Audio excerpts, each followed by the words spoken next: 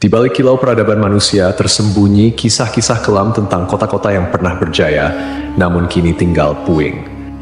5 nama terukir dalam sejarah bukan karena kejayaannya, melainkan karena kehancurannya yang spektakuler. Kota-kota ini, yang konon dikutuk oleh Sang Pencipta, menjadi pengingat abadi akan batas antara kehendak manusia dan murka ilahi. Dari debu dan abu, kisah mereka berbisik, memperingatkan generasi mendatang tentang harga yang harus dibayar atas pembangkangan dan dosa. Mari kita telusuri jejak kota terkutuk ini, yang nasibnya telah diputuskan oleh tangan Tuhan sendiri. 1. Pompei. Pompei adalah sebuah kota kuno yang terletak di wilayah Campania, Italia. Kota ini memiliki sejarah panjang yang dimulai jauh sebelum kehancurannya secara tragis pada tahun 79 Masehi. Pompei telah berdiri sejak abad ke-7 sebelum Masehi oleh suku Ossi. Awalnya, Pompei merupakan sebuah pemukiman kecil yang kemudian berkembang menjadi kota pelabuhan penting di wilayah Napoli. Pompei pun berkembang menjadi kota yang besar pada masanya. Kota ini juga dikenal yang jauh lebih subur daripada tempat lain, karena Pompei terletak di kaki Gunung Vesuvius, sebuah gunung berapi purba yang merupakan satu-satunya gunung berapi aktif di Eropa. Para petani di kota ini banyak yang menanam anggur dan zaitun. Kesuburan tanah ini merupakan salah satu faktor utama yang mendorong pertumbuhan dan kemakmuran Pompei selama berabad-abad. Meskipun Gunung Vesuvius telah lama menjadi bagian dari lanskap kota Pompei, penduduk kota tampaknya tidak menyadari bahaya yang kelak akan ditimbulkannya. Gunung Vesuvius diketahui telah tidak aktif selama berabad-abad, dan pengetahuan vulkanologi pada masa itu masih sangat terbatas. Kota Pompei merupakan bagian dari wilayah kekuasaan Romawi kuno. Banyak dari masyarakatnya merupakan keturunan Romawi, dan di seluruh wilayah Kekaisaran Romawi kuno, praktik prostitusi memang dilegalkan. Namun Pompei menawarkan sesuatu yang lebih. Diperkirakan ada 35 rumah bordil yang tersebar di kota ini. Di Pompei ada beberapa lupanar, dengan yang paling terkenal disebut Lupanar Grande, yang merupakan satu-satunya rumah bordil besar yang ditemukan di sana. Kata lupanare sendiri berasal dari kata Latin lupa, yang berarti serigala betina, istilah yang juga digunakan untuk para pelacur pada zaman itu. Di dalam Lupanar Grande, ditemukan kamar-kamar kecil dengan lukisan erotis di dinding, yang kemungkinan besar digunakan sebagai semacam menu untuk layanan yang ditawarkan di sana. Rumah bordil ini memiliki 2 lantai. Lantai pertama diperuntukkan bagi kelas bawah, sedangkan lantai kedua digunakan oleh pelanggan kelas atas. Jumlah yang tergolong banyak mengingat Pompei hanya seluas 12 km² dengan populasi sekitar 11.000 orang. Untuk menuju rumah bordil, jalanan di Pompei diberi petunjuk arah berupa pahatan falus alat kelamin laki-laki, sebuah tanda untuk membantu orang asing yang mungkin mabuk berat atau tidak bisa berbicara bahasa lokal. Praktik prostitusi biasanya dilakukan oleh para budak yang memasang tarif sangat murah. Bahkan tarif di Pompei jauh lebih murah daripada di wilayah Kekaisaran Romawi lainnya. Dengan membayar setara harga seperempat gelas anggur, setiap laki-laki yang datang ke Pompei sudah bisa memesan pelacur. Pada salah satu dinding aula, ditemukan tulisan yang artinya, "Jika Anda mencari pelukan manis di kota ini, semua gadis di sini tersedia." Hubungan seksual yang diwajarkan tidak hanya terjadi antara laki-laki dan perempuan saja. Penemuan grafiti menunjukkan bahwa homoseksual dan pemerkosaan anak juga menjadi hal yang biasa di Pompei. Temuan inilah yang membuat Pompei dijuluki sebagai kota maksiat, terlepas dari arsitekturnya yang megah dan keberagaman karya seninya. Akhirnya, setelah kegiatan maksiat di kota ini semakin parah dan menjadi pemandangan yang lumrah, pada tanggal 24 Agustus 79 Masehi, sekitar tengah hari, terjadilah letusan mahadahsyat dari Gunung Vesuvius. Gunung ini mengeluarkan kolom erupsi yang luas dan tinggi hingga mencapai ketinggian 33 km.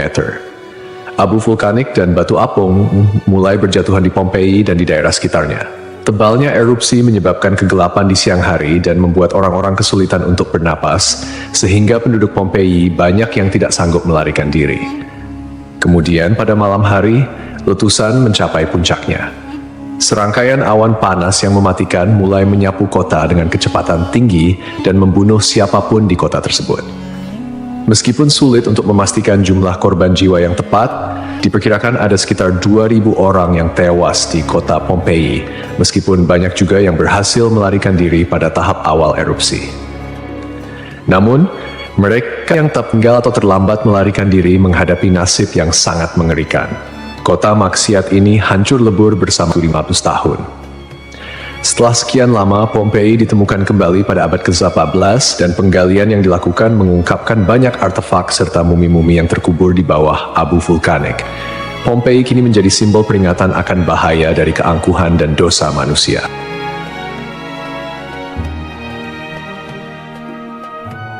Kisah Desa Legetang. Pada suatu hari di Desa Legetang, warga melihat banyak binatang liar berkeliaran di sekitar jalan desa. Binatang-binatang ini, seperti monyet, kera, babi hutan, dan lainnya, bukan berasal dari daerah tersebut. Setelah diselidiki, ternyata hewan-hewan ini berasal dari Gunung Pengamun-Amun, yang berada agak jauh dari Desa Legetang. Kejadian ini membuat warga khawatir dan mereka bermusyawarah untuk menyikapinya. Mereka menyimpulkan bahwa turunnya hewan-hewan dari gunung adalah pertanda akan terjadinya musibah besar. Kepercayaan lokal yang menyatakan bahwa hewan bisa merasakan bencana sebelum terjadi mendorong warga Desa Legetang untuk bertindak cepat. Mereka memutuskan untuk kerja bakti membuat parit di lembah Gunung Pengamun-Amun sebagai upaya antisipasi bencana, khususnya longsor. Desa Legetang terletak di dataran tinggi Dieng, Kecamatan Batur, Kabupaten Banjarnegara, Jawa Tengah. Desa ini dikenal dengan tanahnya yang sangat subur, bahkan lebih subur dibandingkan desa-desa lainnya di sekitarnya. Sebagai contoh, jika semangka yang ditanam di desa lain hanya mencapai berat sekitar 6 kg, semangka yang ditanam di Legetang bisa mencapai 10 hingga 12 kg. Setelah parit selesai dibuat, kehidupan di desa kembali normal. Desa Legetang adalah desa yang makmur, hanya sedikit orang miskin di sana. Banyak saudagar kaya yang hidup mewah dan uang sering dihamburkan untuk hiburan. Setiap malam, mereka sering berjudi dan mengadakan berbagai hiburan yang tidak pantas, seperti kesenian lengger yang kadang berujung pada tindakan asusila. Kesenian ini yang hanya dilakukan di desa tersebut menjadi simbol betapa jauhnya masyarakat desa ini dari nilai-nilai agama dan moral. Setiap malam, penduduk Desa Legetang terlibat dalam berbagai bentuk kemaksiatan, termasuk perjudian, mabuk-mabukan, dan seks bebas. Mereka yang tidak terlibat dalam perilaku ini tampaknya membiarkannya, seolah-olah itu adalah hal yang wajar. Beberapa sumber melaporkan bahwa tingkat kemaksiatan di desa ini sangat tinggi, dengan beberapa laporan ekstrem seperti hubungan seksual antara anak dan ibu kandung. Desa Legetang mengalami hujan yang sangat lebat. Cuaca ekstrem ini disertai dengan petir yang menyambar-nyambar dan suara guntur yang menggelegar di langit yang gelap. Tiba-tiba, terdengar suara ledakan yang sangat keras yang dapat didengar hingga ke desa-desa di sekitarnya. Bukan paginya, setelah badai reda, penduduk desa-desa tetangga terkejut mendapati bahwa Desa Legetang telah tertimbun tanah dari puncak Gunung Pengamun-Amun. Tragedi ini menelan korban jiwa 351 orang, termasuk bayi dan balita. Hanya satu orang yang berhasil selamat, yaitu seorang pemuda bernama Suhuri yang sedang berada di luar desa saat kejadian. Secara logika, sulit untuk memahami bagaimana Desa Legetang bisa tertimpa longsoran dari puncak gunung yang jauh dan terpisah oleh lembah serta perkebunan. Penduduk desa telah membuat parit sebagai antisipasi terhadap longsor, tetapi bencana ini tampaknya melibatkan fenomena yang tidak bisa dijelaskan dengan mudah. Ada yang berpendapat bahwa kejadian ini adalah azab dari Allah, karena tidak dapat dipahami secara rasional. Ashabul Ras. Ashabul Ras adalah sebuah kaum yang hidup pada zaman dahulu. Kisah mereka disebutkan dalam Al-Quran sebagai salah satu kaum yang mendapat azab dari Allah Subhanahu wa Ta'ala. Nama Ashabul Ras secara harfiah berarti penghuni sumur atau pemilik sumur. Mereka tinggal di sebuah wilayah yang kini diperkirakan berada di antara Yamamah dan Hadramaut di Jazirah Arab.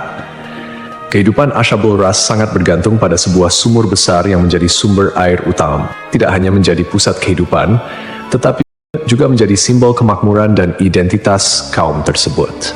Mereka membangun peradaban yang cukup maju di sekitar sumur ini dengan pertanian dan peternakan sebagai mata pencaharian utama. Namun, meskipun telah diberi nikmat berupa sumber air yang melimpah, Ashabul Ras justru menyalahgunakan anugerah tersebut. Mereka mengembangkan sistem kepercayaan yang menyimpang dan menyembah pohon cemara besar yang tumbuh di dekat sumur mereka. Pohon ini dianggap suci dan dijadikan objek penyembahan, menggantikan Allah Subhanahu wa Ta'ala sebagai Tuhan yang seharusnya disembah. Kemusyrikan Asyabul Ras tidak berhenti pada penyembahan pohon saja. Mereka juga mengembangkan praktik-praktik yang bertentangan dengan ajaran Tauhid, seperti membuat patung-patung yang merepresentasikan dewa-dewa mereka, kemudian melakukan ritual dan persembahan kepada pohon cemara, serta menolak ajaran-ajaran monoteisme yang dibawa oleh para nabi dan rasul. Allah Subhanahu wa Ta'ala dalam rahmatnya yang tak terbatas tidak langsung menghukum Asyabul Ras. Sebaliknya, Allah Subhanahu wa Ta'ala mengutus seorang nabi kepada mereka untuk membimbing dan mengingatkan mereka akan jalan yang benar. Nabi yang diutus ini, menurut beberapa riwayat, adalah Nabi Syuaib, meskipun ada juga yang berpendapat bahwa ia adalah nabi yang lain yang namanya tidak disebutkan dalam Al-Quran. Nabi yang diutus kepada Asyabul Ras berusaha dengan gigih untuk mengajak kaumnya kembali ke jalan yang lurus. Ia menyampaikan risalah Tauhid, mengajak mereka untuk hanya menyembah Allah Subhanahu wa Ta'ala dan meninggalkan penyembahan terhadap pohon dan berhala.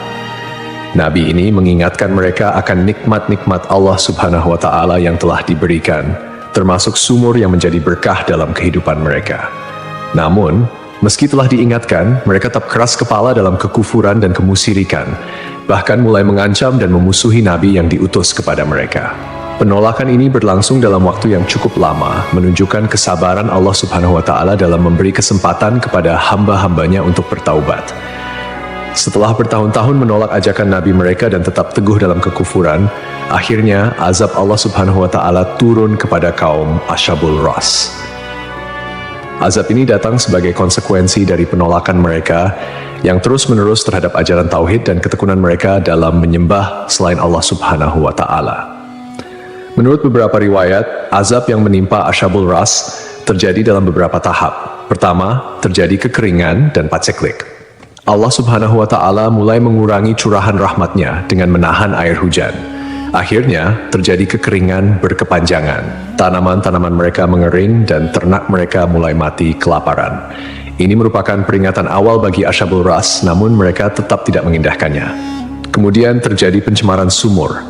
Sumur yang menjadi sumber kehidupan mereka tiba-tiba tercemar.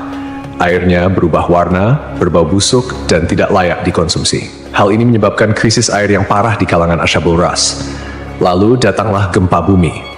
Sebuah gempa dahsyat mengguncang wilayah tempat tinggal Asyabul Ras. Gempa ini menghancurkan bangunan-bangunan dan infrastruktur yang telah mereka bangun selama bertahun-tahun. Akhirnya, mereka pun binasa, meninggalkan kisah yang menjadi peringatan bagi generasi-generasi setelahnya tentang konsekuensi dari menolak petunjuk ilahi dan hidup dalam kemusyrikan.